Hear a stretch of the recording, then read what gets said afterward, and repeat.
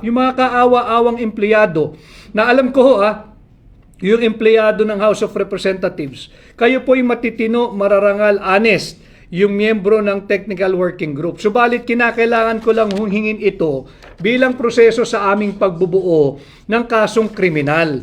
Laban diyan sa kung sino man yung mga nakialam dito sa ating budget sapagkat hindi po katanggap-tanggap na 6.325 trillion pesos na pera nating mga Pilipino ay pinaglalaroan lamang ng iilang elitista at korap na politiko. At bukod po dyan, sumulat din po tayo.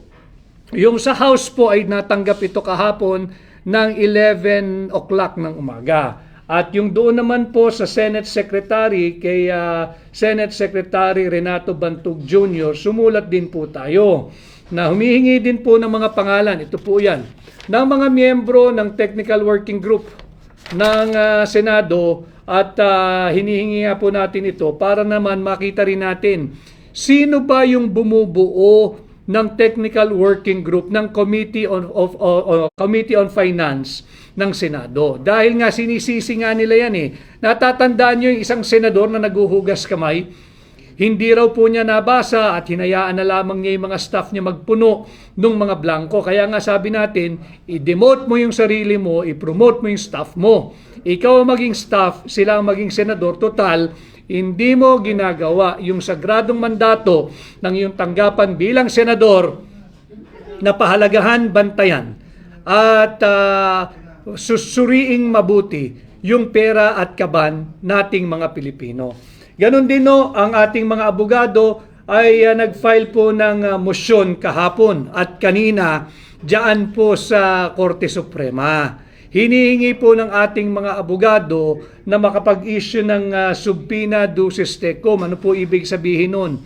Humihiling po yung ating mga abogado sa Korte Suprema na utusan ang Senado at ang Kongreso, lalo na ang Kongreso, yung mababang kapulungan, yung House of Representatives Bills and Index Service, ilabas ninyo yung enrolled bill.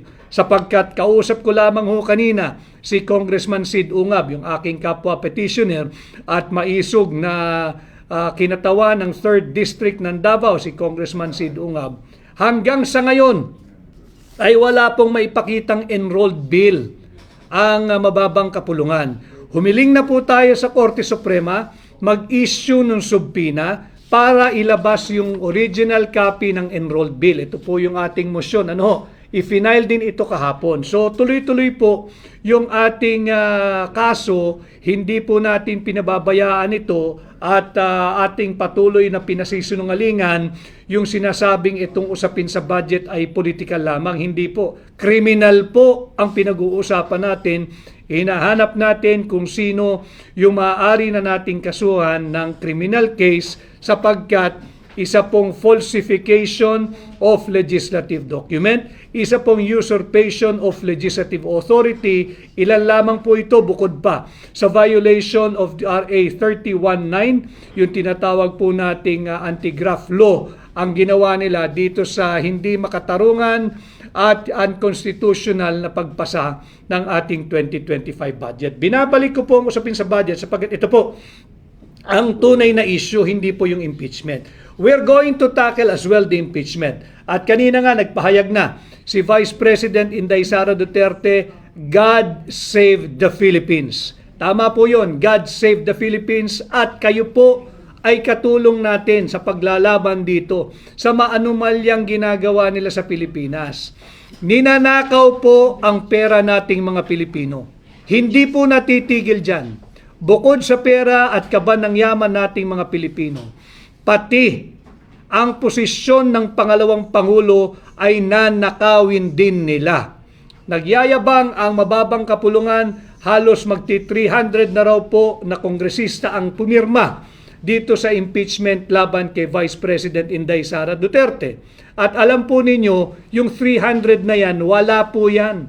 Sapagkat ninanakaw nila ang sagradong mandato ng 32 milyon, ulitin ko 32 milyong Pilipino na tumangkilik at nagtiwala kay Inday Sara Duterte para maging pangalawang Pangulo nating lahat.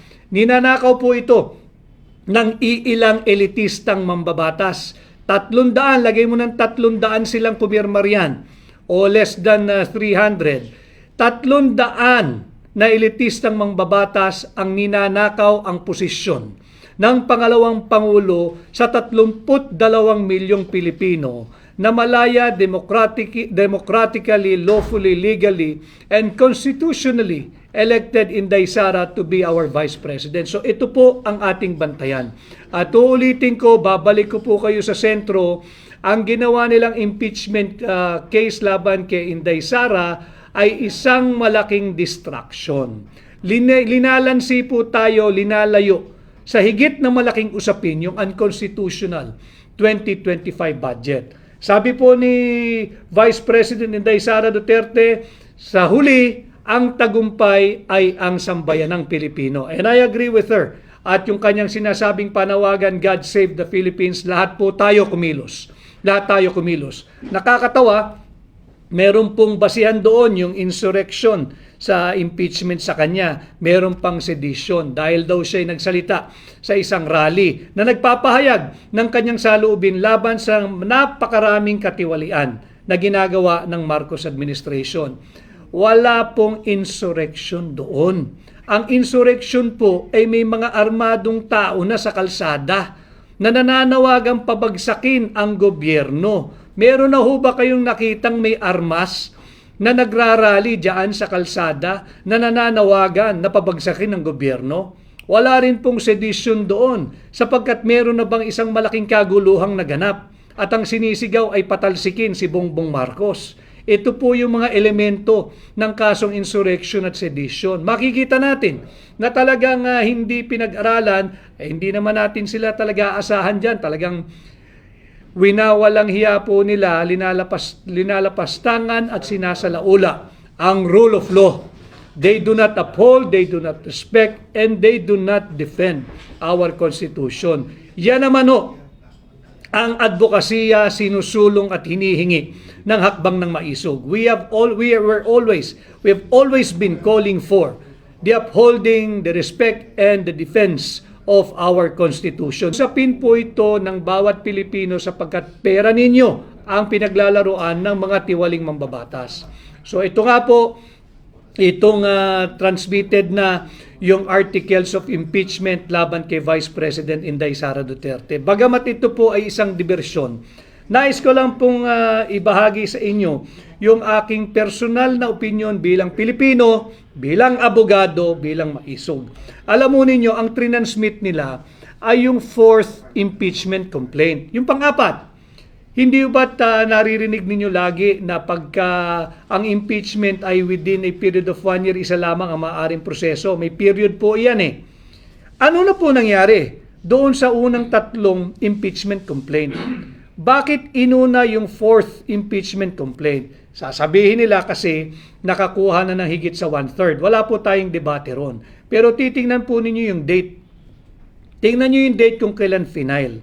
Tingnan ninyo yung oras kung kailan final. Certainly, absolutely, I'm sure, nauna po yung complaint 1, 2, 3 bago yung 4. Bakit naunang itrinansmit yung pang-apat? Yan po ay paglabag doon sa constitutional process. Kinakailangan, unahin mo yung number 1, yung number 2, yung number 3. Hindi pa po nila nadirinig yun. Hindi pa nila nadedesisyonan pagdating sa form and substance. Kaya po ako, sa aking pananaw, ay hindi po ako naniniwala na tamang proseso yung 4th complaint ang kanilang na-transmit agad-agad sapagkat meron pong naunang 3 complaint. Kinakailangan muna kanilang tapusin at bigyan ng tamang disposisyon yung complaint 1, 2, and 3 bago ninyo talakayin yung 4th. But be that as it may, na-transmit na nga po ito sa Senado. Ang akin lamang, tinatama lang natin yung proseso. Ako'y naniniwala na hindi tamang nauna yung 4th complaint. 4th nga pang-apat nga Anong nangyari sa complaint 1, 2, and 3? Malinaw sa ating saligang batas. Sa loob ng period of 1 year, isang impeachment complaint lamang ang tatalakayin. Meron pa hong 1, 2, 3 bago yung 4 Bakit yung 4 ang inuna? tinalunan yung 1, 2, and 3. Nauna po sila pagdating sa oras, pagdating sa petsa. Dapat inuna ho muna yung 1, 2, and 3. Again, babalik tayo. Ito po'y malaking diversyon para mawala ang init, para mawala ang usapin dito sa maanumalyang 2025 budget. Kaya binabalik ko po ang usapin dyan. Kaya Van, sir, ano pong update sa SC about the 2025 budget? Kagaya po nung nasabi ko kanina, naglabas na po ng kautusan ang Korte Suprema, inaatasan ang Senado, ang mababang kapulungan at ang tanggapan ng Pangulong sumagot doon sa ating demanda laban sa constitutionality o kini-question ang constitutionality ng 2025 budget. Ito po'y linabas nila, I think, nung Wednesday.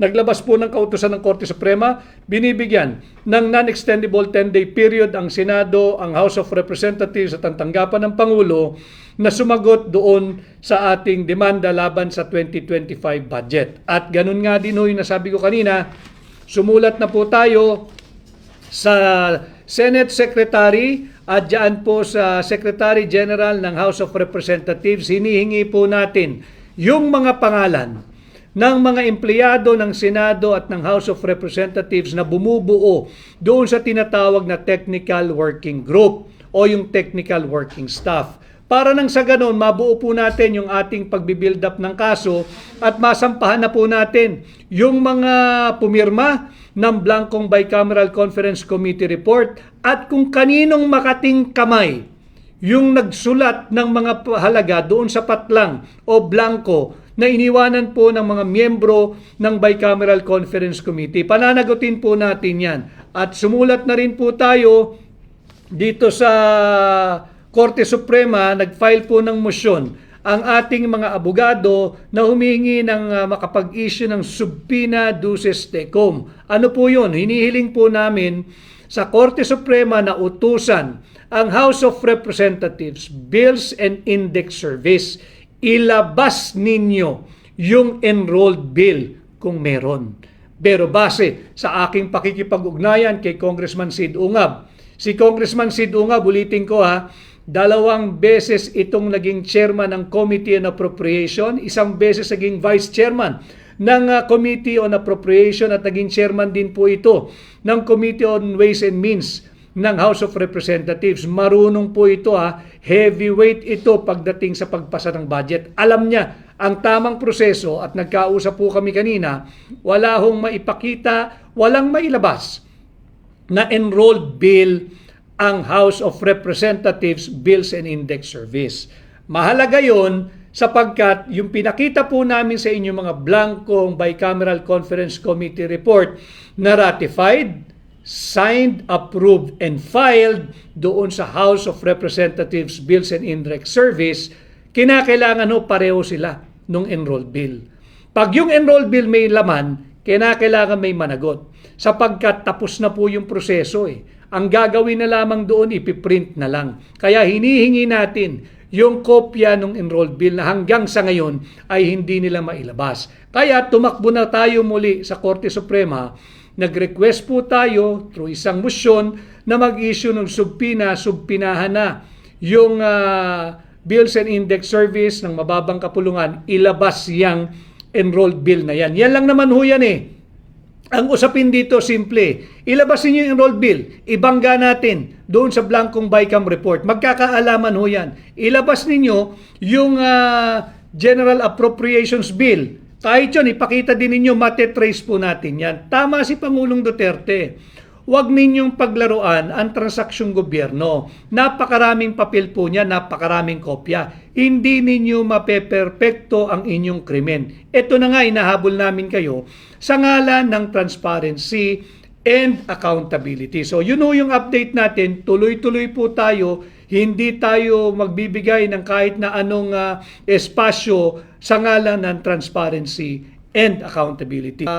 The real issue here is, bakit ka nagpasa ng blankong Bicameral Conference Committee report? Yan ang ating sagutin. Yung mga pumirma dyan sa Bicameral Conference Committee report, pinakita namin yung listahan. Senador at kongresista, si Kimbo, Stella Kimbo, ang tagal-tagal nyo na dyan sa Kongreso. Ganyan ba kayo magpatakbo ng trabaho ninyo? Pumipirma kayo, nag-a-approve ba kayo ng isang panukalang batas na blanco? Yan ang sagutin ninyo. Hindi tayo mag-resort sa ad hominem o name calling. Hindi po tayo apektado dyan. Ang usapin dito, magpaliwanag kayo. Ilabas ninyo yung kopya ng enrolled bill.